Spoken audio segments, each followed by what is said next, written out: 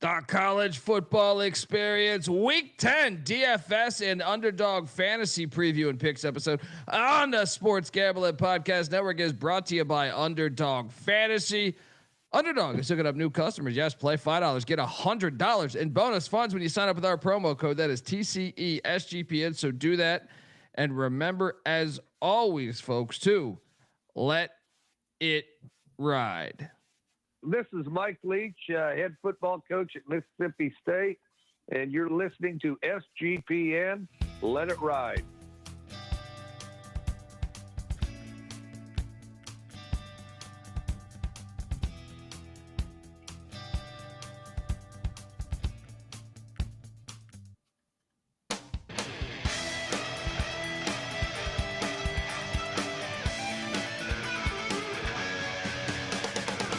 Yes, yes, yes. Woo! Welcome to the college football experience. Week 10. We're already in week 10. I mean, how terrible is that? I mean, it's awesome, but it's also terrible because you know those dark days are coming. Well, I mean, we have college basketball right on deck, but I'm saying the dark days, meaning April, when you're sitting there, you know, just thirsty for action. But yeah, by the way, check out the college basketball experience. We are live. We talk every single game, and yeah. So you know, the all 31 conferences just wrapped. Go check that out. There we have a preview for every single conference in the land. Go check that out. And yeah, buckle up for the season. Get ready for the season. If you're wondering who the hell you're listening to, that's fair. My name is Colby Swing at Database Dan, aka Pick Dundee. That's not a pick. This is a pick. He was raised in the land down under, where a man thinks on his feet, speaks with his fists, and lives by his wits. When Dundee happened, he was a superstar. And you're nothing but a chameleon, lemon-headed, coward, terrorist pussy. And I'm after you, buddy. You're going to pay for it. Good night. I am after you. DFS world, I'm taking your money. All right, not you, Rob, but I'm saying you out there. Maybe you, Rob. Actually, now that I think about it, we probably play some of the same contests. So maybe we are. Maybe we are taking each other's money. Yeah, I'm ready. Let's go. I hit big on some Underdog fantasy shit last week. Don't even remember doing it. We were just talking about this pre-episode. I do not remember. Maybe we were doing the show. I don't know. But then I was in Vegas, so I think I must have done something Tuesday or Wednesday night when I was consuming large amounts of alcohol before getting to Las Vegas. I am joined by my co-host. You've seen him on VSiN. You've seen him on Sports Grid. Check out his YouTube channel for Rob Donaldson's best bets. I give you Rob Donaldson. How are you, brother? Hey, man, we're doing good. We'd be doing a lot better if UTSA puts it in the end zone here. And yeah, man, kind of like you, what we were talking about off the show is how much I've really enjoyed like this side of sports betting, or I guess, you know, sports wagering with DFS and Underdog, because I didn't know how well I would do with like these full scale lineups, not targeted like player angles. And it's just been a blast, man. Like I'm winning lineups every single week, and a lot of these angles, even if they don't come to fruition, I feel like are paying nice dividends. So I really enjoyed it. Yeah, I mean, you can really find an edge. I feel like we watch so much, dude, that I feel like that's part of why we can have the edge. You know, back to when NC Nick would do the show with me. It's like when you're watching that much, you have more value. Like you will notice. I remember Quali Conley, a running back for San Jose State a couple years back, that popped in, but he wasn't the starter for the first few weeks. So like we saw by watching every fucking game that the market just did not know who the fuck he was, but you knew that he was a backup that ends up getting the start, and then all of a sudden, boom, the guy has a big day and we hit a bunch of money. So I mean, there's an edge to watching all these games where like you see week in, week out progression from some of the more maybe obscure players and obscure teams. So that's why you subscribe, folks. YouTube.com/The College Experience. Hit that like and subscribe button. Also check out Rob's work. Yeah, right now I got all 3 games on.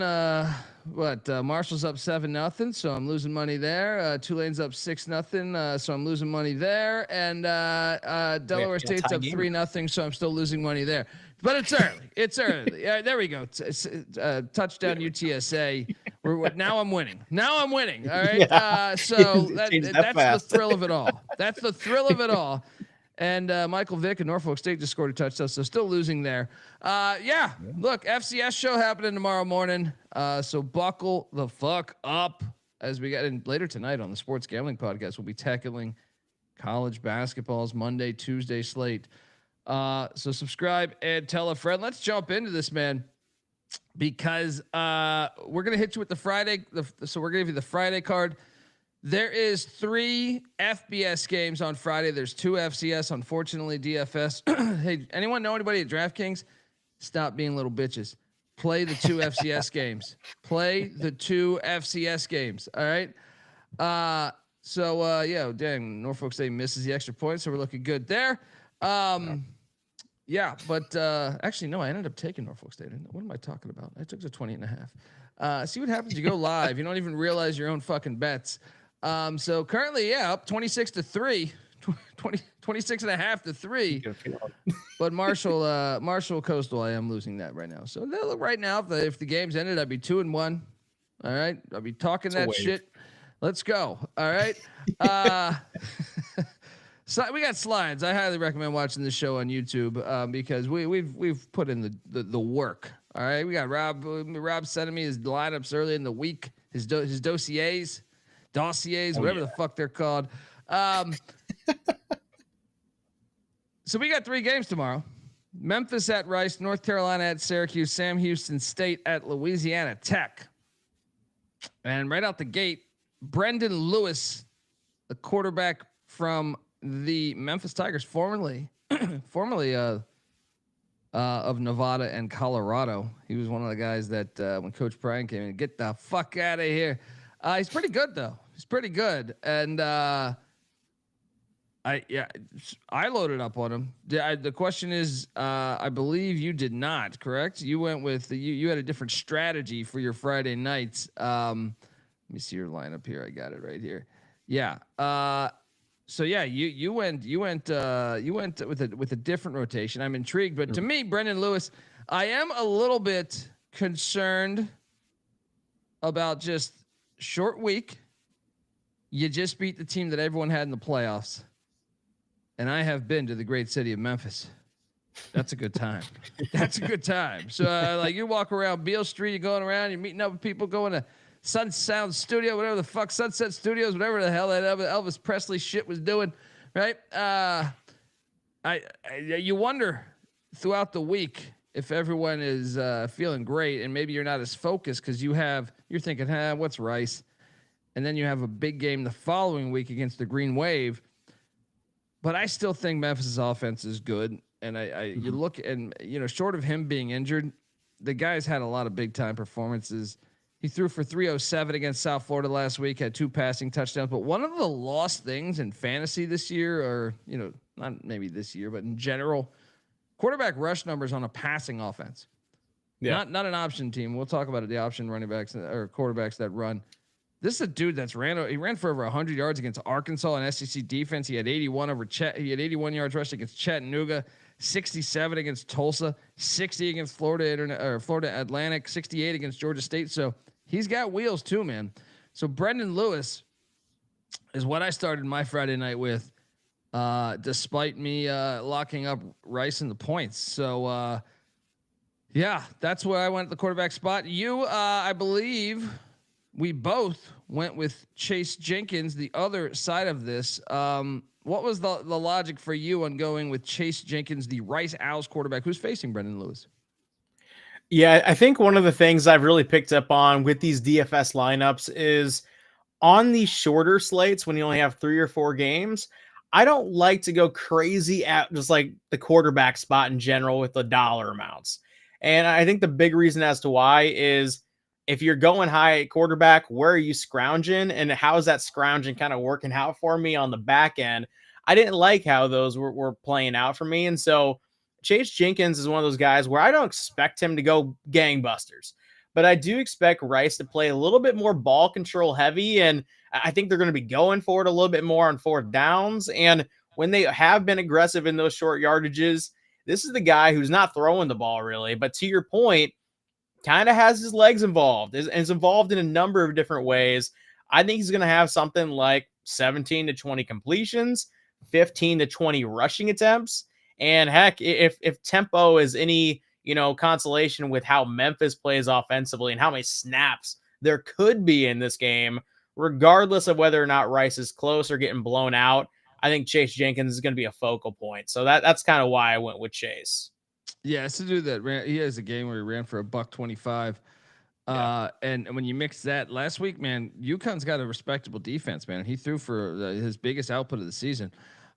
He's getting more fluid in that offense. And as the coming weeks, now they're not going to be a team that's going to drop back and throw the ball 40 times. That's just not their game. But I'm with you. And I think Memphis, you look at some of the numbers, they're 86th in pass defense, 48th in rush defense, but they haven't faced a rushing attack this stylistic like this. Like they don't know how to, I don't think they've ever, they've gone against Navy traditionally, but this is a lot different than Navy's offense. So, yeah, I think there's value in Chase Jenkins. He's a little underpriced too, so I loaded him up too. Those are my two quarterbacks.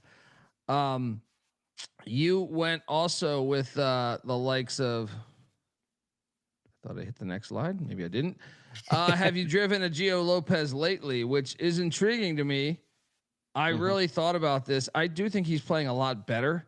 But tell me your logic on taking. Have you driven a Gio Lopez lately at your quarterback spot as Chapel Bill takes on Syracuse? Yeah, I think when you look at Syracuse, their downfall this season has just been the quarterback spot that they have is not leading to long sustained drives in a lot of different games. At the very least, it's been very inconsistent. And I do think this is a game where UNC is going to have everything they can and throw the whole kitchen sink to try to win this game because it feels like a winnable game for North Carolina. And even though Gio Lopez turned the ball over 2 times last week, I think it was more of a byproduct of being aggressive, taking those shots, because he was doing it for most of the game on 36 passing attempts. And I'll tell you, like, he was pushing the ball downfield. He was being aggressive. He was also utilizing his legs, which I think are, very valuable once he starts to get fully back healthy and ready to go. And this just kind of feels like one of those games where we could see 25 fantasy points. And when he's being priced at $900 DFS, bargain bin, high upside play of the week, if you will. He one of those interceptions last week was totally not his fault. Hit his receiver right in the fucking hands, right in the hands, and it deflects off him and goes right to the UVA safety. I do think he's playing a lot better. And I also think Syracuse has major problems because Ricky Collins Jr. is terrible. They can't get a first down, so they're going to be on the field. Like, their defense is going to be on the field the whole game. So even if Lopez is struggling, you just think the amount of snaps you're going to get, will get you a decent number just off of that. And I do think I think North Carolina's playing a lot better. I really do. I think, I know the narrative around everything, but I do think they're playing a lot better. So I like, have you driven a Gio Lopez lately, who I played a lot last year when he was at South Alabama. Shout out to Erica in the chat, says, Colby, please launch a movie to go back to physical ticket stubs. I have a shoebox full of my favorite games I've been to. I can no longer deal with this digital bullshit. Amen. Yeah. Amen. You're not the only one. So I went to an Appalachian State baseball game in baseball season, whenever the fuck, a few months back. I was up in the mountains. It was like buddies from that I grew up with, like getaway weekend. We go up to Boone. We realized that it was a pretty good baseball game. Southern Miss and App State, Southern Miss was really good. So we were like, hey, let's go catch that game. And my buddy was just delighted to get the physical ticket because he was just like, holy shit, because he goes to a ton of games. And he just was like, dude, they don't do this anymore for MLB. I go to all these MLB games. They don't do this. This is so awesome. I got a physical ticket at App State. And I was like, you're right. I'm with you. It's Eric. I don't understand why they try to take like, why do that to us? Why do that to us? Yeah, it's like collecting cards, Yeah. And it's a collecting like experiences, I think, more so that you're part of. I remember going to movies all the time and collecting the movie stub. You know, like for something cool. And everybody's got their own thing, you know, like, but my buddy, he has a, I didn't know this until this day. He has a, like almost like back in the day when you would put your cards in the binder and you go through, he has a ticket stub for every sporting event and concert that he's been to. And I was like, that's pretty wild. I was never that organized, but I can see it. I can see the market for it. And I just think there is something to like having the physical ticket. It feels cooler. So I'm with you. Yeah. It's Eric. You should be able to get that. Let's start that movement. Next up on our Friday night slate. So we went through our quarterbacks. The running back spot, Clay. How do I pronounce this guy's name? Thevenin. Is it Thevenin or Trevenin? But the running back for Louisiana Tech. This was an interesting play. You know, I know that you played this one. I did not, but I was kind of fascinated in this because Sonny Cumbie and La Tech are first off, they're playing Sam Houston. Sam Houston is fucking terrible on defense. They're 125th in total yards, 115th in rush defense, 130th in pass defense. But here's where I should have, you know, maybe I should turn in another lineup with some of these guys from La Tech because I stayed away really from. I think I played one La Tech guy, but then mainly because I'm like they're 111th in offense. But if you're going up against a defense that bad, they should have success in doing so. But why'd you play Thevenin? Yeah, I think you can tell. You know, when a team goes into a bye week off a bad loss or even just a bad stretch of games, kind of like even North Carolina right now, where they came out on the other side of that bye week playing some inspired football or just better football, you start to figure out like, hey, what did they address during that bye week and who were the focal points? He immediately came out of the bye and got 18 touches. 6 of them were in the receiving game. And I felt like when I was watching La Tech even hum offensively in the early goings, when they were winning some games by double-digit possessions, they weren't getting a lot of running backs involved in the passing game. And so I think this is kind of the open levy of, hey, now I think they found a focal point. It wasn't like he did bad with that uptick in targets. And even despite, you know, the 18 touches, he racked up 0 touchdowns. I feel like if he's going to consistently get 15 to 20 touches, especially in both rushing and receiving sort of areas, the touchdowns will inevitably come. And that's where I think the high upside play comes with a guy like him. No, I'm with you. And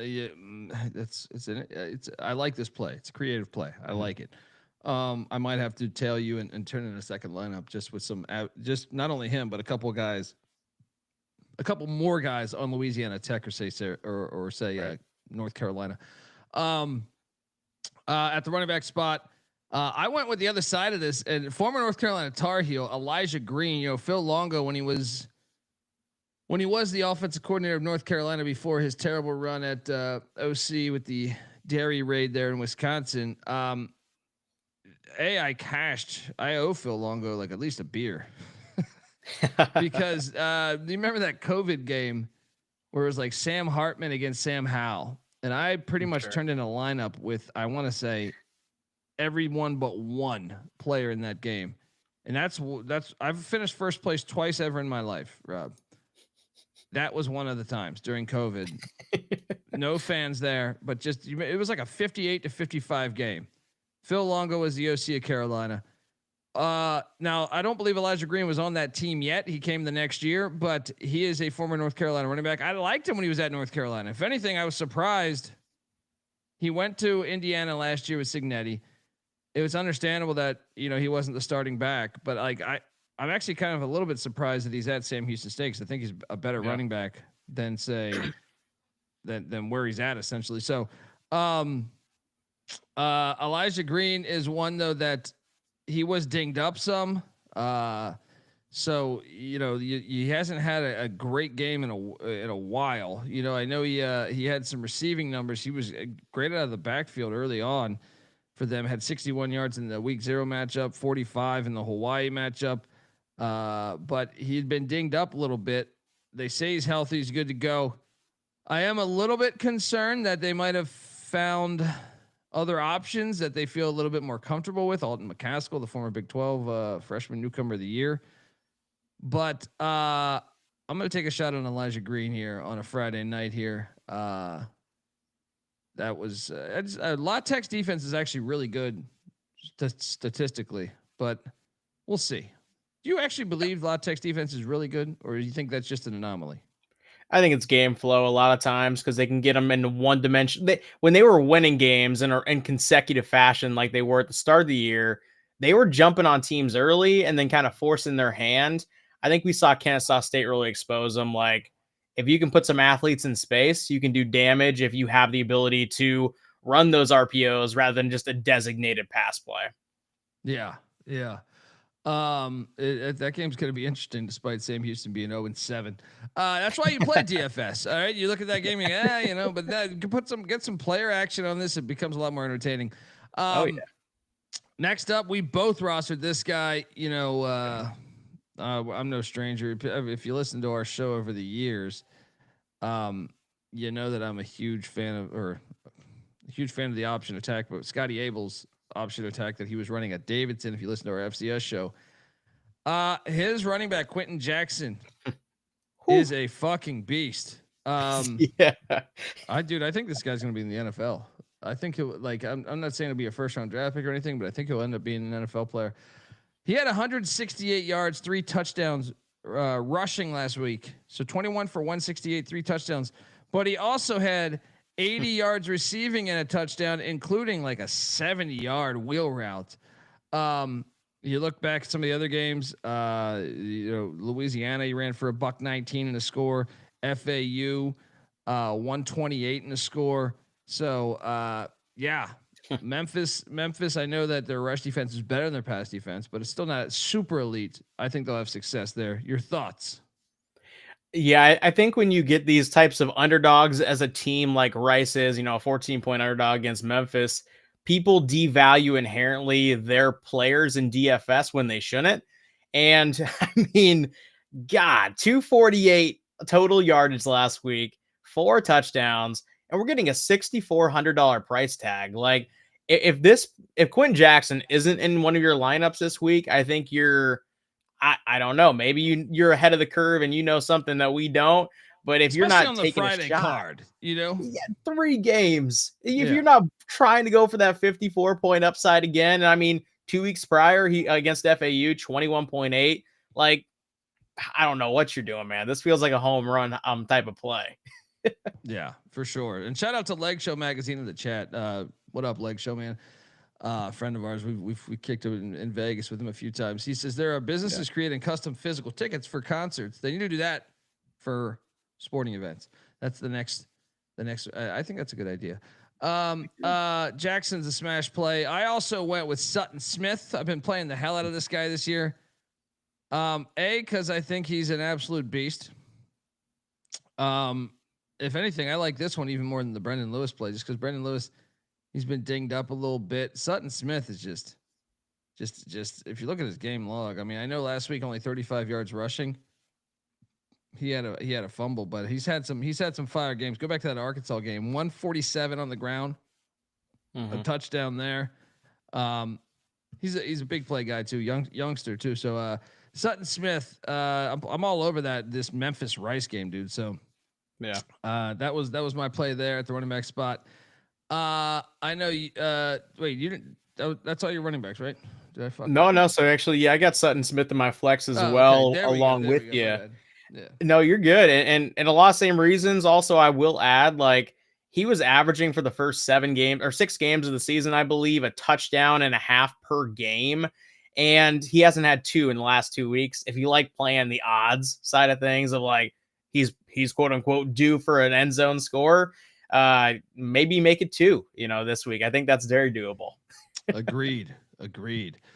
At the receiver spot, let's stay right in this game because this guy. Well, I am biased, but I've been playing him all year. I also played him last year. He gave me I hit on a big lineup. I think it was week 1 or week 0 when he was at Nevada. I think it was week 0 against SMU. I met him at Mountain West Media Days about 1.5 years ago, and this dude's a fucking beast. Great late transfer get when the judge ruled him eligible for a 7th year. Right when I saw that and I saw Memphis get it, I was like, well played, Memphis. And he has the chemistry with Brendan Lewis back to their Nevada days, so they have that going for him. But I mean, look at this guy's stat line. So he was a late get. Like he came into Memphis in August, right? So of course the first couple weeks, 3 for 52 and a touchdown, 2 for 32. But then, man, week 3 starts to pick it up, 4 for 69. Then 7 for 102 and a score. Then 6 for 127, 2 scores. Tulsa game, okay, didn't have a great game, but he still got a touchdown. A UAB game, 5 catches, 83 yards. Last week, 7 for 75, 2 touchdowns. And it should be noted that he almost had a third touchdown that was out of bounds there. Yeah, Cortez Brown. I think we both rostered him, correct? From Baltimore. Oh yeah, and what I like about these types of guys and just kind of banking on them week to week is you look at his 2 touchdowns last week, and they're not like the fluky 70-yard break-off touchdown where, oh, we have Will Fuller on our hands or Percy. It's not like in that boat. They're all red zone targets. And that's the most repeatable thing in the world because your red zone offense is just going to be your red zone offense. You're not really going to bust out crazy shit. And I think when you can have that repeatable production, heck yeah, sign me up. I think that's a home run play. And somebody tell Mac that he was once a West Virginia Mountaineer. All right, let's see how he's a really good wide receiver.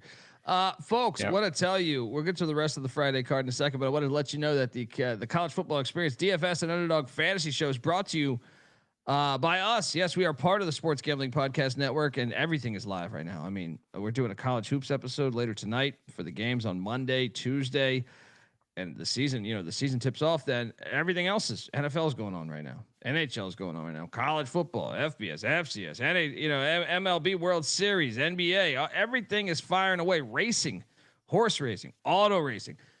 Everything is live, and we got podcasts covering all of it. CFL, even. Check out the CFL Gambling Podcast. Road to the Grey Cup. Playoffs start Saturday, right? But everything is available right now. It is the best time of year because you get everything going. But check this out. If you just get the SGPN podcast, if you go to your podcast app and just type in SGPN, I mean, of course, we want you to subscribe to us, but I'm assuming you already are. So if you type into SGPN into iTunes or Spotify or wherever, Stitcher, you're going to get that is the hub for all of our stuff. So no matter, maybe you've never bet on NASCAR, maybe you've never bet on everything, IndyCar, maybe, or CFL, NHL. Maybe you just don't know about NHL. Noah's doing the college hockey experience. Maybe you're like, whatever, Bentley College. What the fuck is this? Hey, I'm telling you, you can make some money there. So, you sitting around the house, bored, sick of talking to your girlfriend, right? Yeah, you just want to make some money. Check it out. All right. You're going to get everything there. SGPN podcast. Get it wherever you get your podcast and let it ride. We're also brought to you by mybookie.ag. MyBookie is your place to bet on football, and everything else. They're a prop builder second to none. And their motto is bet on anything, anywhere, anytime. You can easily deposit, get a lightning fast payouts using crypto. So head on over to mybookie.ag. And when you do, use our promo code TCESGPN for 100% bet back bonus. That's up to $500 for new customers, by the way. That's mybookie.ag, promo code TCESGPN. And we're also brought to you by Novig. Yes, Novig's America's #1 sports prediction market. With Novig, you're getting the best prices because it's an exchange. Novig's available in 35 plus different states. Download the Novig app and get $50 when you spend $5 if you use our promo code SGPN. So get in on the action with Novig, promo code SGPN. All right, we are back. Just talked about Cortez Braham, the Memphis Tigers wideout. The guy can play. Next up, we got Jordan Shipp. Oh, yeah. Yes, your boy, Jordan Shipp. I feel like you rostered him a couple weeks ago, right? Dude, I've rostered him a few different times, and it's kind of been a mixed bag, but every single time he's been in like the 400, 3,800 price range, like total bargain bin, last player in your lineup type of guy, so you can get that high-end QB. On a short slate, now he's 5,500, and I do think, kind of tying this in with Gio Lopez and this improved North Carolina team in general, as they stay a little bit more competitive, as they have a chance to win games, they're now the guys that have been getting that target share all year are actually going to start seeing like touchdown receptions on the back end of that. And Jordan Shipp, without question, is the number one offensive weapon from a target share perspective for North Carolina. And I do think that they're going to win this game against Syracuse. And I think if they are going to win, it's going to be through the air. And a guy like Jordan Shipp is probably going to be racking up some points. Yeah, I also rostered him. The logic was that, I mean, the wide receiver card. So you have a triple option team going, and then you got 3 other games, and La Tech's offense hasn't been lighting it up, and so you're kind of sitting there just. You got Syracuse on a backup quarterback. You're just like, okay, Jordan Shipp has 17 more catches than anybody on the team. So logical there. He's coming off a 7 for 67 game. Probably should have had better than that, considering I think he had a fumble in the red zone. But yeah, I'm with you, Jordan Shipp. I went with him too. Couldn't find a lot of explosive wideouts, so I thought that was logical. He's their possession guy. He's going to get a lot of targets. So yeah, let's go, Jordan Shipp. Then we jump to the next one. Jonte Cook. This is another one staying in that same game that you went with here. I didn't want any pieces or parts of the Syracuse offense. Explain yourself here, because Fran Brown made it known that Ricky Collins has been playing terrible and he might have to shake it up quarterback spot. What was the logic here? This was one of the ones that, again, to your point, small card, you're kind of debating between, all right, do I want to go with Rice at, their top wide receiver spot? Do I want to dig deep on, say, like the Memphis depth chart, because I think maybe they can get some game script early going for those guys? Or do I want that competitive game on the slate where even if Syracuse is total ass out the gate, can't throw the ball, can't move the ball, they're still going to be chucking it for, 30 different times with 2 different QBs. Jonte Cook is the guy that they would be going to in that theoretical scenario of a tight game, competitive game. And if you can just bank on, say, hey, or get that sneaky 1 touchdown, it makes a $5,700 price tag on a wide receiver worth it. And I do think it's probably going to be something like 4 catches for 50 yards. And I'm just banking on that score to really bring it home. Yeah, I mean, 4 for 50 on this Friday card from receivers. That's like, yeah, honestly, besides Braham, I don't know that anybody can make it just a gigantic, strong case. I mean, Shipp gets so many targets that I think he's why you should roster him. But after that, you took Cook. I'll show you what I took a shot on. Was Eli Finley, the tight end for Louisiana Tech, and we're kind of scratching and clawing, trying to find ways. But this is the guy. He leads the team in receptions by a good amount. I think 5 or 6. And he had a 6 for 155 game. I rostered him. I think it was last week. He had 5 for 36. Now, obviously, wasn't stretching the field by any means, but 5 for 36 it's a similar play where you're just like, dude, if you can tell me he's getting 5 catches there. I mean, I think he had 8 targets. So it's like, okay, give me that. Just give me 4 or 5 catches and I'm good. I'm good. All right. Doesn't matter how many yards you get. So Eli Finley for Louisiana Tech, as they're taking out Sam Houston State, was my play there. Next up, we have Saturday card. The Saturday card, I felt the day slate was probably the best. I mean, I guess the night was all right too. And shout out to Denarius in the chat there saying Coastal Carolina currently shit in the bed. Yeah, they kind of been all over the place this year, but right now, not looking good as Marshall's up 10-3 and in the red zone again. So they got to hold them to 3. Still all right though. I mean, still a little bit alive here. I would say still so early, but Saturday's day card. You Rocco back to for an Iowa boy, right? You're going with these Cyclones quite often. I feel like these days. Yeah, and obviously last week it was a disaster to go with the Cyclones because the negative side, the downside of that game was, what if BYU's defense just absolutely kicks them in the mouth from the outset? And it wasn't like that. Iowa State was actually like kind of being competent in the first half, and then they really got kicked in the dick. And Rocco Becht was actually the biggest reason why I think they lost. He was just turning the ball over like crazy on some really terrible throws. Critical pick six. Insane, man. And it wasn't even just the pick 6. It was just like they were moving, then he just throws it up and nobody's in the vicinity. And that's where it's like, all right, do I want to go back to the well with a guy who looked like that? I think sometimes it actually helps. Like once you put the shit game film out there, it's like it can't happen twice, can it? We've been talking about that with DJ Lagway post LSU, and next week he did competently, I guess. Like I feel like that's kind of the boat that Rocco Becht is in right now. No, and he's facing off against Jeff Sims, so it's like how many first downs is Arizona State really getting? I locked up and a shit defense. Yeah, I locked up the clones. I'm on the clones. I think it's a good play, man. I think it's a good play. Yeah. I think he'll get his. That was what's crazy is the morning slate. There's actually they're facing a lot of good defenses, so it was a little bit tricky as far as like picking your quarterbacks here. I went with Tom Sawyer Robertson there. Paid up for him. I think he's the second most expensive quarterback. The logic is really just I don't know how good UCS 4-3. Like, don't get me wrong. I believe Scott Frost has them a little bit ahead of schedule. I thought they'd probably be a 4-8 team overall, or 5-7, something like that. But this is a team that is still, 115th there. I'm sorry, no, they're not 115th. Who am I thinking of? I think they're 75th in pass defense. Last time I checked.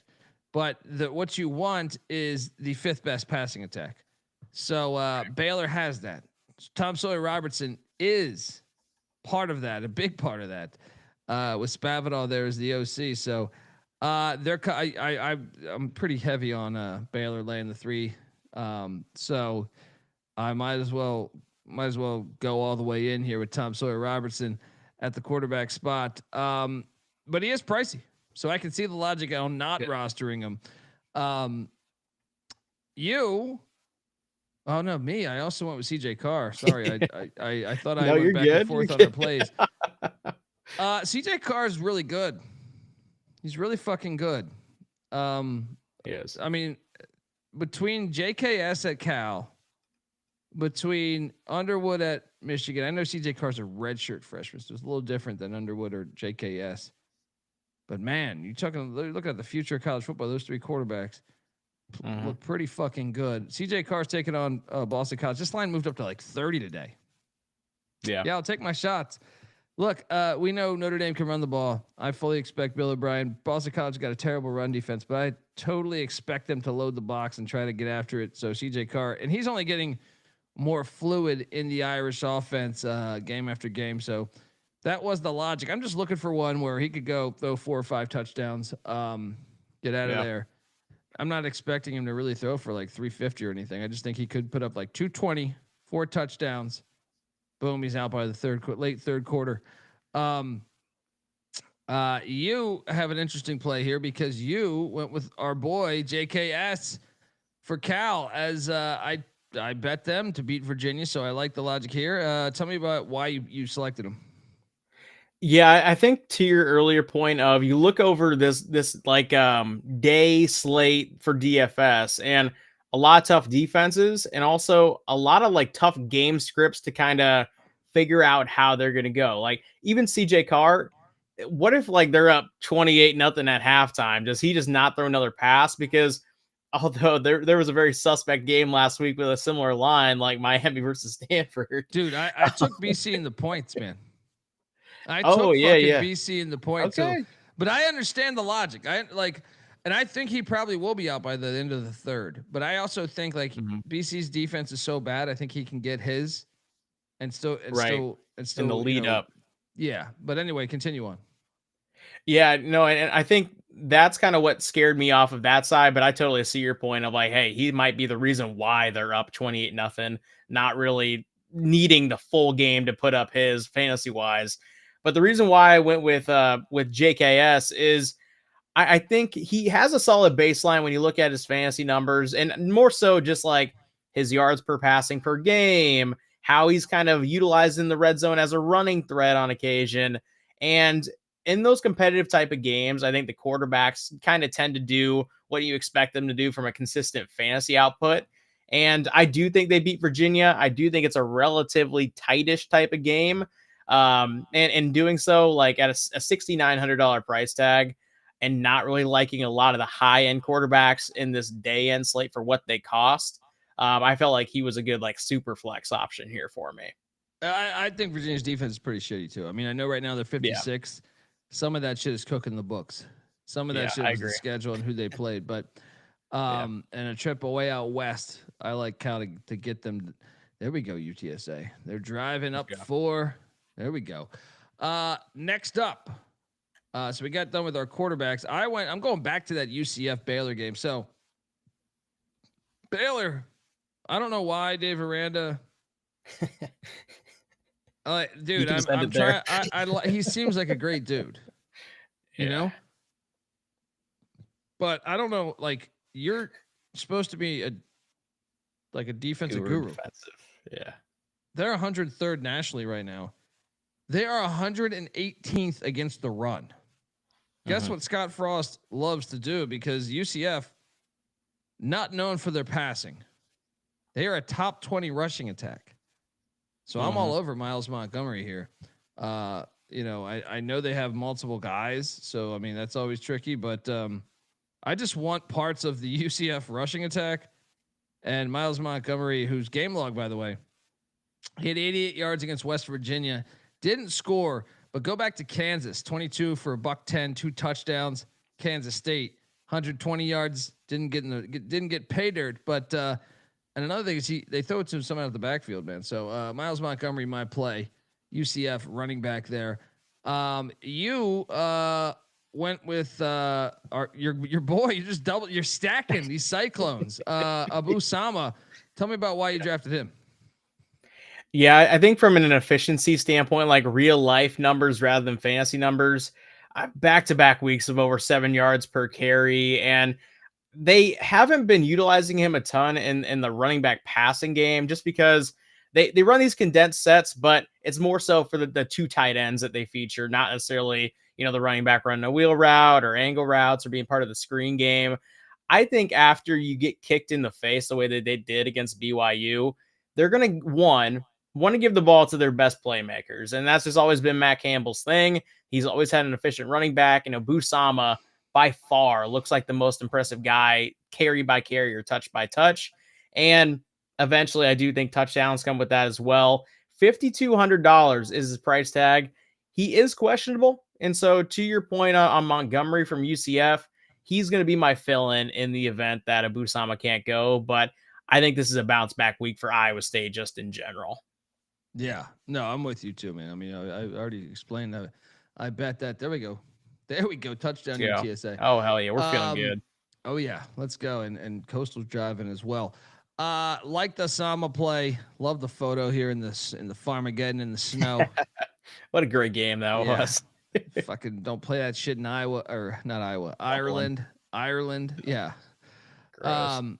Next up, we got me. I'm going. This is a revenge game here. This is a little bit of a gamble.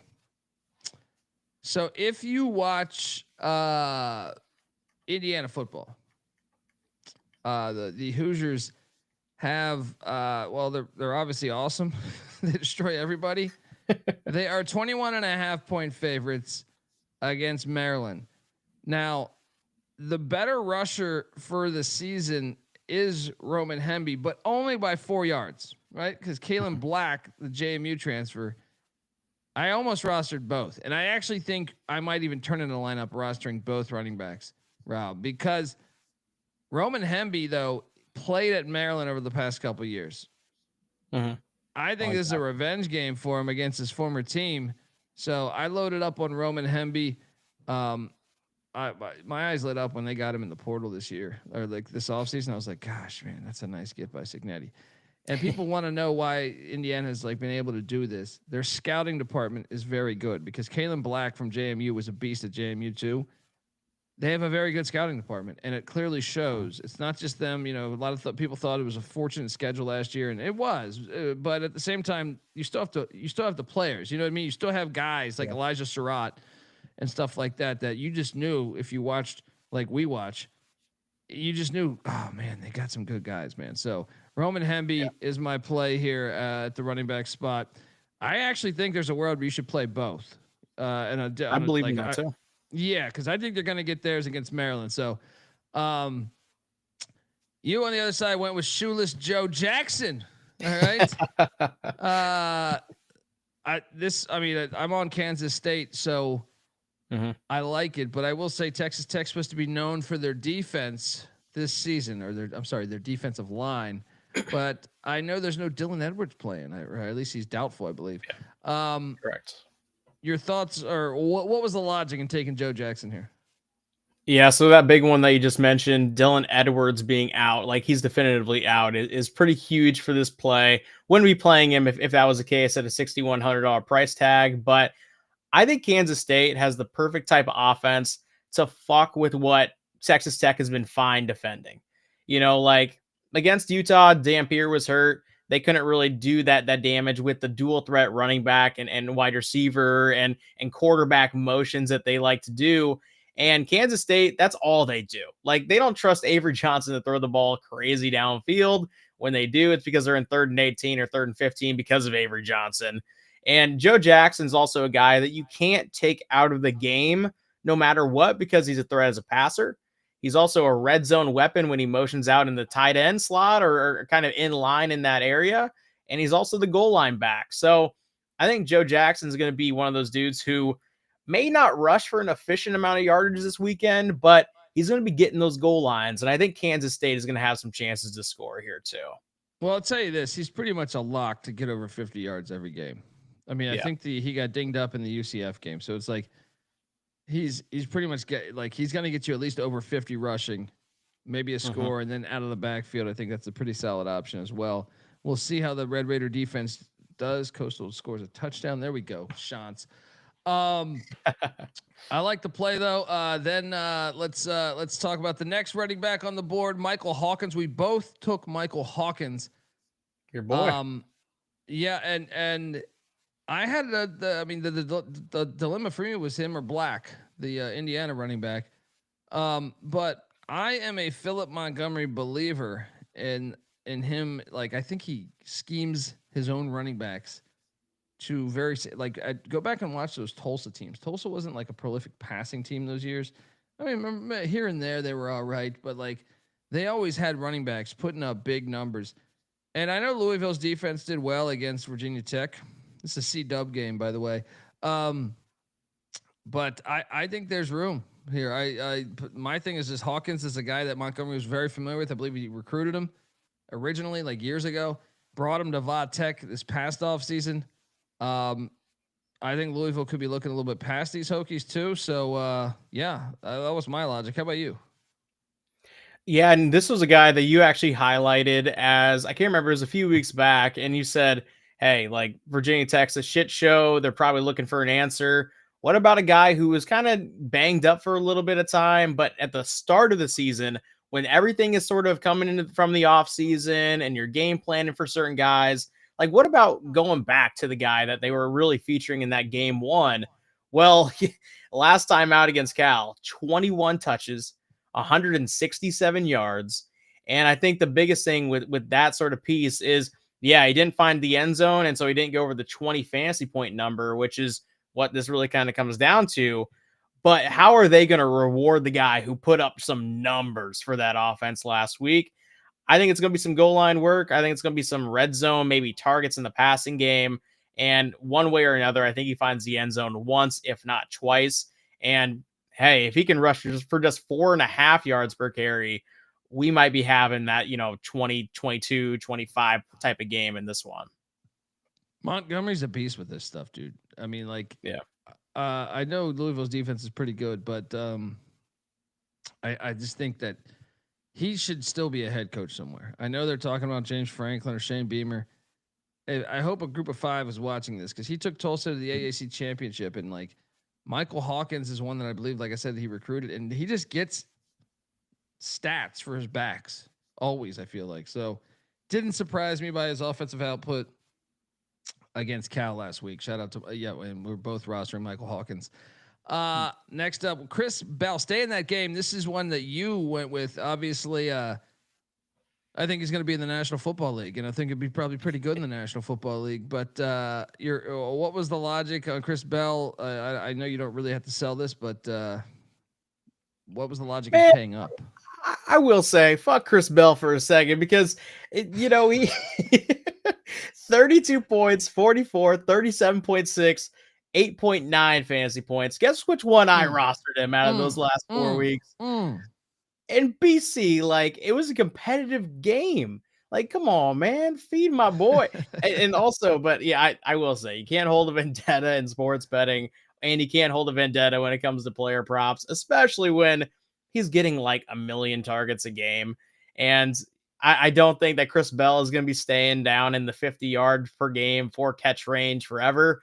And I do think this is a game where against Virginia Tech, who, has kind of been up and down competitive wise, has always kind of had a bad defense this season for the most part. And I do think that Louisville is going to score in the 30s and have a really good chance to get him featured early and often. Yeah, he's a beast. That's hilarious. You rostered him last week where he had his worst output of the season. Yeah, I was pissed. I'll stay in this game, man, because I went with the Louisville wideout my own. I'm more of the possession guy, but Colin Lacey, the former South Alabama Jag, he had 6 for 43 and a touchdown last week. He's their possession guy. Look at his last 5 weeks: 6 catches, 5 catches, 5 catches, 8 catches, 8 catches. So he's never had like over 100 yards. He had a couple where he knocked on the door, 97 yards against Bowling Green, 95 yards against Pitt. But I just think he's going to get his points. So I went with Colin Lacey there. As we know, Brom loves to sling that ball all around. So we're both on Louisville wideouts there. Next, I'm going to go back to the Indiana game. I'm curious. I don't think you rostered him, I believe, right? But Elijah Surratt, this is the reason why that I was kind of sold on this play is similar to the Hebe play. And maybe I'm looking at this too far, but he is a guy that was at JMU, right? So like he's a local guy. I just think I kind of like that angle of like Maryland could have recruited me, but they didn't. You know what I mean? Yeah. So it's like, and let's be honest, Mendoza and Surratt. I know I'm sorry, I'm showing the photo from the Hawkeye game. Just dawned on me what I did to you. Yeah, I mean the guy's a beast. It's the Patty C play of the day. You, I believe, went with the likes of Dallas Winston down there for the Gators. Tell me about. Obviously, we know he's a highly, highly touted guy and has some. Why does that photo say Wilson? It's Dallas Wilson. Yeah, you're close enough. Yeah, I'm like, okay. I mean, what? Yeah, okay. What? Dallas Wilson, not every slide can be perfect. We got a million. No, I'm gonna blame this on my son. I can pinpoint. So my wife will have I'll be on the couch doing the slides, right? Not in the studio, but on the couch doing the slides. And she'll come over there with my son, but my son is like fascinated by the computer, right?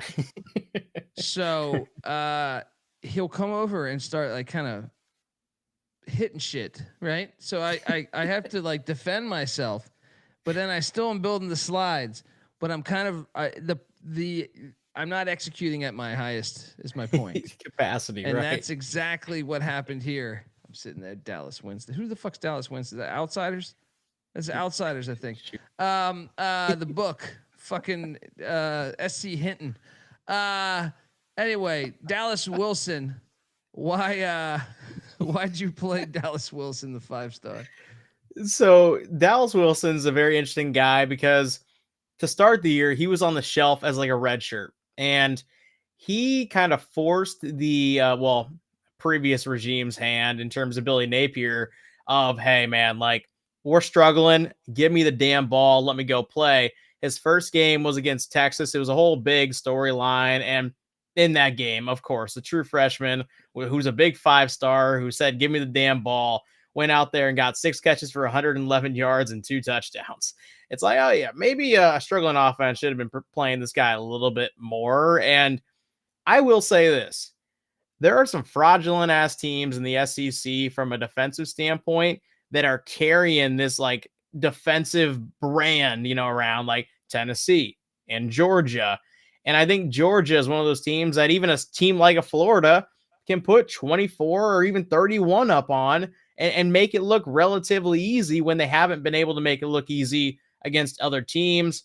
with Vernell Brown out for Florida, I think Dallas Winston is the guy who might be able to get up for them. And at $4,400 on a price tag in DFS, this guy could be one of those, again, 6 catches for 100 yards and a touchdown. And that would be potentially a winner in this DFS lineup. Yeah, I mean, Georgia's defense is not the Georgia defense we know it to be. So right. Yeah. Pull an SC Hinton and go with Dallas Winston or Dallas Wilson. Just write it in. Dallas Winston. You also went with I think I got this one right. Jacob D. Julius or D. Jesus. Right? You almost had it right. Yeah. The slide Jesus. is right. It's Jacob De Jesus, right? I believe. UNL. He was at UNLV before. I remember him at fucking UNLV. What was the logic here? And you seem to be all over these Cal Golden Bears. Oh yeah, I got Saga Patulele, or how you ever pronounce it, and I also got Jacob De Julius. And I will say, when you're looking at Jacob De Jesus and like how he's been utilized in this offense all year round, double-digit target share in pretty much every single game except for 2. And last week it was kind of another game where, yeah, it's nothing crazy. 8 catches for 86 yards. Previous week, 13 catches for 105 and a tutty. And, for how many times he gets targeted, only 3 touchdowns on the entire season. Again, I feel like this is a game where they're going to be able to beat up on a bad UVA team, or bad UVA defense, that is.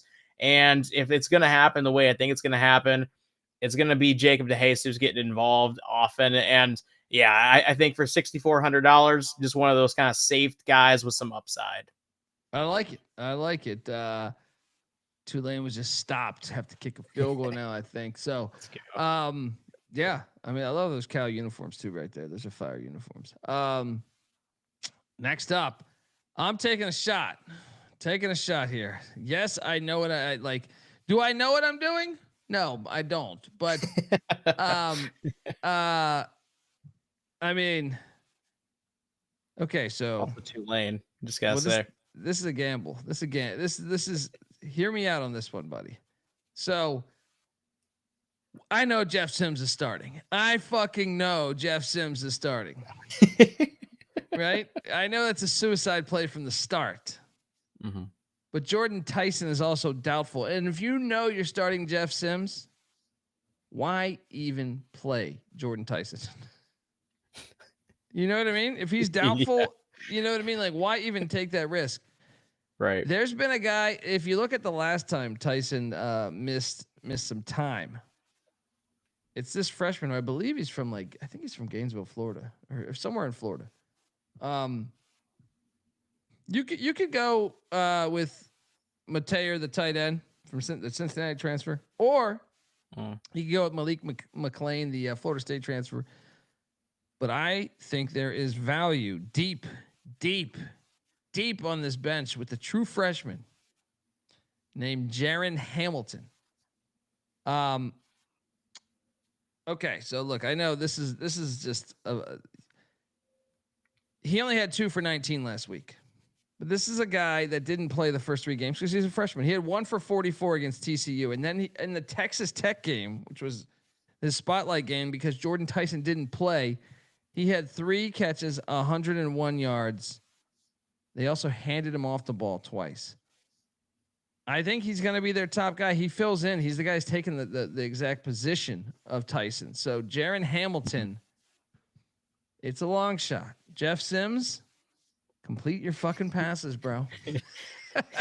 What does Max say? You're in the foxhole with this one. Yeah. Like, this could be the league winner. Yeah, if this hits, I mean, this could be really good. Now, if it gets you 1 catch, 6 yards on a wide receiver screen, better hope everybody else plays well. Yeah, get him. He got 2 carries last week. Why not get him a couple carries if Jeff Sims is your quarterback? So let's go. A bit of a long shot there. I like it. All right. Look, before we get to the next slide, I want to get you over to Underdog Fantasy, folks, because we are brought to you by them. Yes, Underdog is your home for a pick'em entries. You can win up to 5,000 times the amount of money you enter. And Underdog's got a brand new offer for new customers. Play just $5, get $100 in bonus funds when you sign up with our promo code. That is TCE SGPN. So do that and let it ride. And I'm loading up my page right now. I've been going in on this. Had a great week a week ago on Underdog, and I currently have going. I have a lot of shit out there live, but I just went in right before the show. As soon as this loads, I went with our boy Dean Connors, running back for the Houston Cougars. I went higher than a half rushing or receiving touchdown because this guy, he can do it receiving. I remember he had a game with like 14 catches last year. And then I think Vanderbilt, Texas will be a defensive struggle. Even though I'm big on the pisser and I'm big on Eli Stowers, I'm going to take the lower on 43.5 receiving yards on Eli Stowers of Vanderbilt against these Texas Longhorns. That's what I just did in Underdog Fantasy. You got something you want to give out? I do. So I'm actually going to take you to a game that I didn't have a hand in from like a DFS standpoint, but Penn State, Ohio State. I think people are heavily sleeping on what Penn State's defense could really live up to in this type of game, especially if they are kind of trying to keep the ball away or playing keep away on Ohio State's offense. And so when you're looking at Bo Jackson, who's kind of been like the duo in the running back tandem with CJ Donaldson, his rush yards right now are 58.5.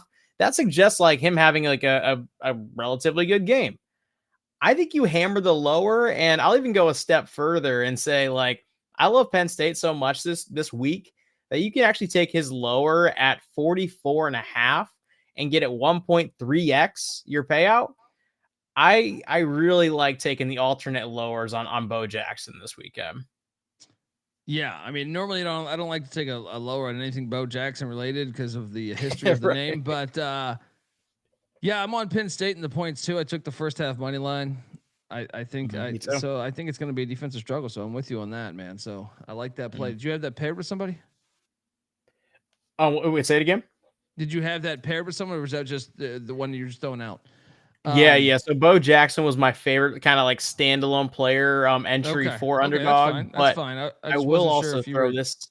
I just wasn't sure if I was stepping on you. So. Oh no, yeah, dude. And the other one, I'm gonna actually go back and highlight my boy that I've been playing in DFS, Jordan Shipp.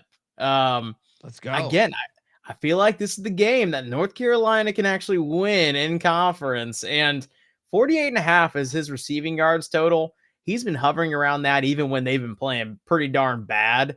I think if they have any type of elevation to their offense this week, like maybe Gio Lopez spreads it out to other people randomly out of nowhere, but I think we have this guy pretty well isolated as the focal point, and I'll take the higher at 48.5 there. I like it. So get on over to Underdog Fantasy, and when you do, use our promo code TCESGPN for new customers there. Play just $5, get $100 in bonus funds. What are you doing? Jump in. We're also brought to you by Rhythm. Yes, Rhythm is crushing it in college football and NFL. They just added NBA. They got college hoops coming down the line. Rhythm's also giving away weekly cash prizes just for tracking your bets in the app. Track 5 bets of the same type from any model that you build, and you could win $1,000. So use the promo code SGPN25 when you download the Rhythm app for 25% off your first month. Download Rhythm. Use that promo code SGPN25.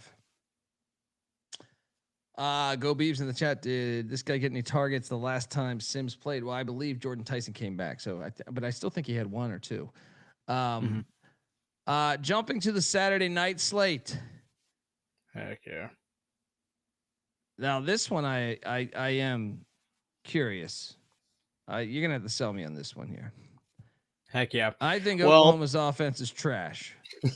All right. So, I mean, I know he's got wheels, so he can do rush. He can run the ball. But you went with John Mateer at the quarterback spot on the Saturday night slate. Sell me on this play. Well, I'll just say this. Kentucky's offense put up 36 points last week against this Tennessee defense. And a guy in I'm blanking on his first name, but Boley, their quarterback, Kentucky's quarterback, 5 touchdowns, 290 yards passing, and he couldn't move the ball against anybody. Like anybody that they play. Toledo, Texas, didn't matter. But you put Tennessee in front of literally any offense right now, and that unit is so dog shit that I truly believe anybody can just walk in there, throw for 300 and a couple tutties, even in a losing effort. And so John Mateer, who's kind of working his way back, getting a little bit healthier week by week, all of a sudden, I don't think he needs to play Superman. I think he can go out there and just be average, and it would still be enough to put up some serious points. Yeah, and look, it's Cutter Boley. I almost answered with Michael Boley, who was a former linebacker for Southern Miss. But Cutter Boley is the quarterback from Kentucky, and that is logical. So here's what's crazy. John Mateer, first off, he's an athlete, so it wouldn't surprise me. You know, Tennessee, I just don't think Oklahoma has playmakers on the outside, but Mateer can still run. He's a very athletic guy. So maybe that's where you can get your value, or maybe Tennessee's defense really is ass. Tennessee's wins are against nobody. So I can see that. John Mateer was at Washington State the previous 2 years. And last year, after we knew Cam Ward had left for Miami, John Mateer was neck and neck with another guy who to start the season. And they went with Mateer very late, from what I even understand. And I believe me and Phil Steele had a conversation about this. Because when Phil Steele had even talked to Jake Dickert, who, you know, former Washington State head coach, I want to say it was as of like, you know, mid-July or something, late July. He had been Dickert had been sold on Mateer not starting, and it was going to be Zevi Eckhouse, who is someone that I am rostering at the quarterback spot because he's now Washington State's starting quarterback. He was very good in the FCS with the Bryant Bulldogs a couple years ago, and I was actually puzzled to start the season this year when Wazoo was kind of trash. I was puzzled why he wasn't starting because I don't know. It must have been, I think he violated like team rules or something. But like the first 2 or 3 weeks, he didn't play, right? So he was like deep on the, because they went to like the second, third in that like San Diego State game or the North Texas game, I forget. One of those games, they were playing a bunch of those quarterbacks. Maybe it was the North Texas game. And I was like, what the fuck did he do? Because he was like neck and neck with Mateer. Well, guess what? For whatever reason, they found their guy. He's back, all right? And he's playing ball because Washington State's turned a corner.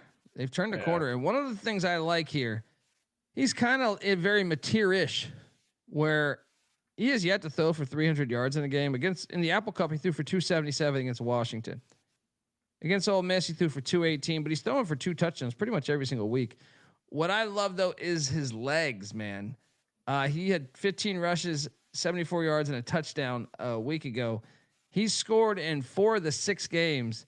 So Zevi Eckhouse going up against Oregon State in that Pac-2/Pac-12 battle is who I went with at the quarterback spot there. Shout out to the C-Dub. You know I'm a C-Dub guy for life. At the next quarterback spot, you went with Caden Salter, which I actually, when I was building this graphic for you, I was like, that's a good play. I think this is a good play. I think this is a really good play. So, why did you draft him?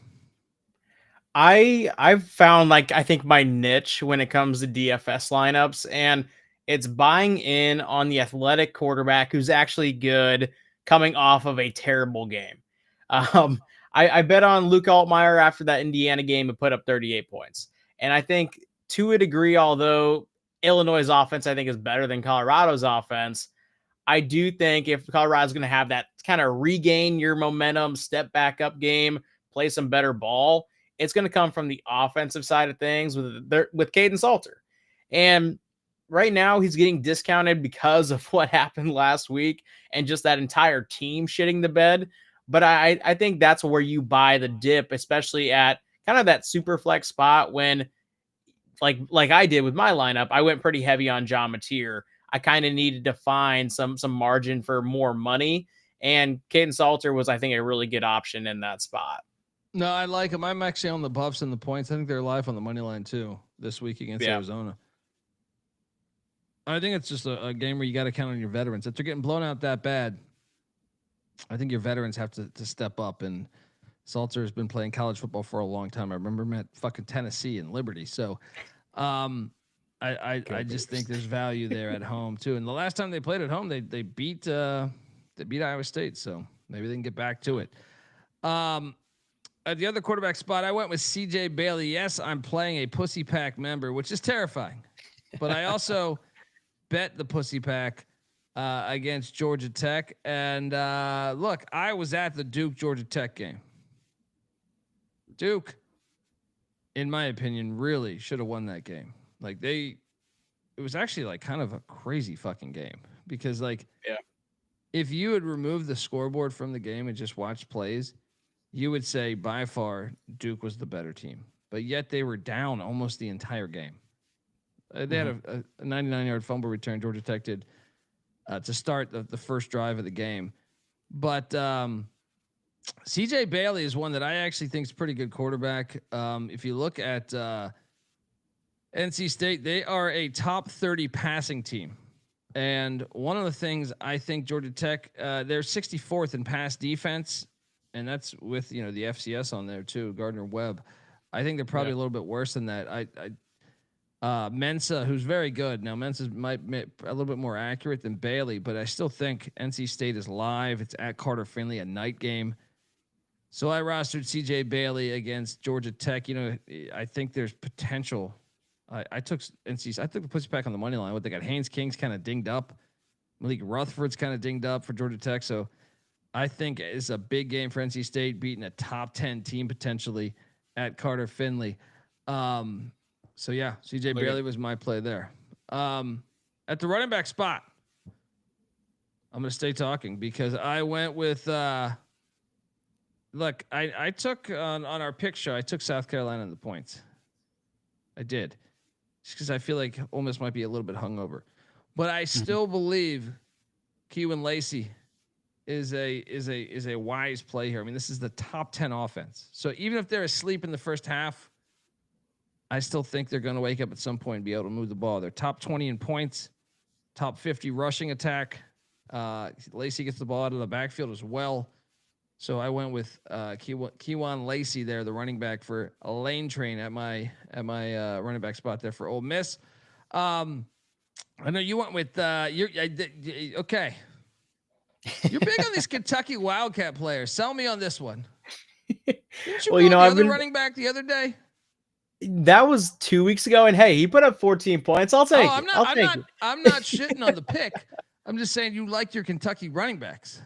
Maybe I see something very similar in them that I did with like past Iowa teams. I think that's kind of what it comes down to because it's like an atrocious offense that always relies on defense and Mark Stoops, hey, former Iowa guy. So maybe there is really something there. But yeah, I think when you're looking at this play, this kind of hinges on Seth McGowan not being able to play this week.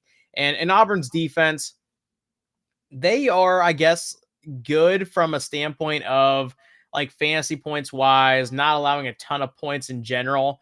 But I think in a slog type of game, where I feel like actually Kentucky's going to have a chance to win this outright as a 10.5 point underdog. They are going to have a little bit of a better performance from the guys surrounding Cutter Boley because he was at really everything for them last week. They were never really in it on the front side. I feel like when you get punched in the mouth early against a team like a Tennessee, the next week out, you're like, hey, let's just not lose the first half. And that's going to feature a lot of ground attack, a lot of ball control. And when you're looking at the touches with Seth McGowan not being in the lineup last 2 weeks, last week, 13 touches, the previous week, 12 touches, and just get me that touchdown again. $4,900 price tag. I'm just hoping for 50 yards and a tutty, and that'll bring me home. There we go, man. You love your Wildcats. Let's go. I'm going back to that Colorado game. I know Colorado's rushing attack this year. Well, let's just say, they've emphasized running the ball more, but I would say they talked a big talk about being like a hardcore rushing team this year. They're currently 99th in the nation, so I'm going to go ahead and say failure on their preseason hype with that. But I do believe in this game specifically, Arizona runs the 3-3-5. Now, it doesn't necessarily mean you're a bad rushing defense, but they're currently 63rd, and that's with playing Weber State. So I think Colorado is capable of having ground success behind a couple. I do think their offensive line, one of the biggest in the nation, believe it or not, despite their 99th ranking. That tells you something. But if you look, last time they were at home, they ran for $140 against Iowa State and Dominic Orange there.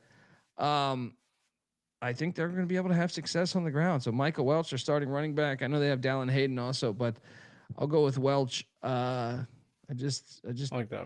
Just don't fuck this up, Colorado. All right, just don't fuck this up. Some of their games they've abandoned the run too fast, in my opinion. So I agree. That's my only concern there. You are going back to the Oklahoma-Tennessee game with Torrey Blaylock. No relation to Mookie, I don't think. But Mookie did play for Oklahoma, so maybe. Tell me the logic on Torrey Blaylock.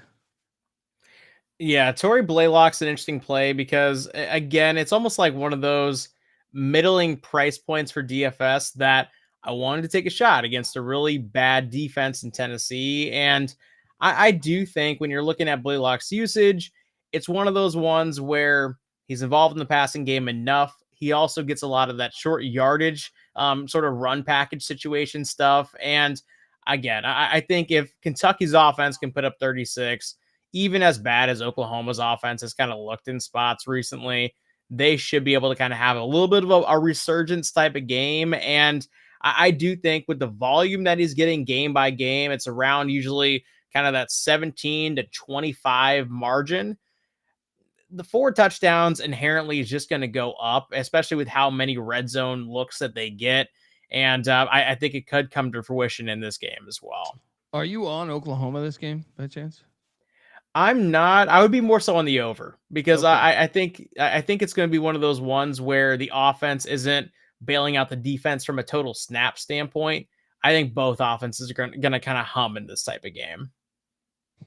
Gotcha. Okay, Torrey Blaylock, running back for the Sooners. Next up, I'm taking you back to the Pussy Pack. Now, this guy is questionable, so you need to be alert. Be alert and be aware.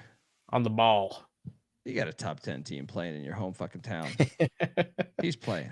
He's fucking playing. Hollywood Smothers, who's a beast for the Pussy Pack. Hate to say it personally, but he is a very good. I actually think like he's like a little bit criminally underrated nationally. I agree with that.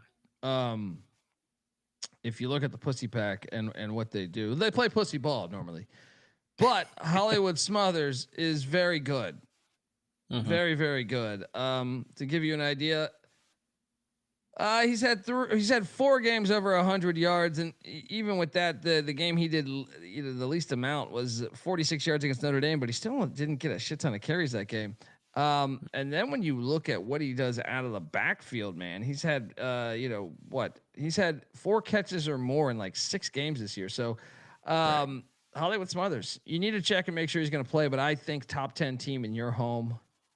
This game is ABC or whatever. I think wasn't this the ABC game at night, I believe. If not, it's ESPN, one of the two. But it's nationally televised. Yeah, he'll be in the NFL. Hollywood Smothers there at the running back spot. Pay attention to him being questionable. Next up, you are going to Lincoln, Nebraska, where the Trojan men, USC, are coming in there. Makai Lemon is probably their best wideout. I know they have a slew of great wideouts, but what was the logic in taking Makai Lemon against the Nebraska Cornhuskers? I love an Iowa guy always fading Nebraska. It's so beautiful, especially when Nebraska cooks the books against Houston Christian and Akron and a bad Cincinnati offense in week 1 when they were still figuring things out. And all of a sudden everybody, the black shirts are back. We're putting on these, cinematic videos to pump us up. And then Michigan comes in, punches them in the mouth. Minnesota punches them in the mouth, and USC is going to punch him in the mouth. So. Why did they rush to extend Matt Rule? I don't get it. I don't get it. Fearful he's going to take the Penn State job. I don't think I think Penn State fans watch that Minnesota game. They're like, nah, we're okay. We're okay. Yeah. I think if they offer him, he'll take it regardless. I mean, he did the same thing at Baylor, right? Before bouncing to the NFL. I don't think they're going to offer it to him though, man. But anyway. Yeah. Well, either way, I think Nebraska's so dog shit, man. Like, you look at their schedule and how fraudulent their wins are. Anytime they've played up, they just haven't looked good. Like, even against Cincinnati, I thought they were the better team, but like by very, very slim margins, the better team. And that was a home game for them. Yeah. That was a home game in KC. Yeah. And so anyway, enough shitting on Nebraska, but I think Lincoln Riley and USC can step into Lincoln this weekend and put up some numbers. And I do think, again, you look at the fourth, offensive point ranking that Nebraska has defensively, and I don't think it's really a legitimate number. That's why we're getting a $7,200 price tag on a guy who routinely puts up 35 to 40 points on fantasy every single week. Yeah, man, sign me up. I think this is going to be one of those kind of home run, sneaky, quote unquote, plays because of the defense they're going up against. Well, I mean, I bet USC -5.5 or whatever it is. So I think it was 5.5. I got. I'm with you. I think USC is just a far better team than Nebraska. I think they'll prove it this Saturday, despite being on the road. Next up, I'm going back to the Ole Miss game. Like I said, top 20 offense. I had a hard time with this because the other wideout, I'm drawing a blank. Stribling, who was at Oklahoma State and Washington State. I went back and forth. I originally had Stribling. Then I went with Wallace because I feel like Wallace got the ball a little bit more the past 2 weeks, or at least the targets. I think you can do no wrong with either. They're right around the same price tag. I had the money for either. But Harrison Wallace, the former Penn State wideout down there in Oxford, Mississippi, I think they'll get theirs even if they are a little hungover to start the game. So yeah, there was that there. You bounced back with going to the Colorado game with former Tulsa Golden Hurricane wideout Joseph Williams. Stacking them with your QB. I like that. What was the logic here? I guess similar to the Salter play.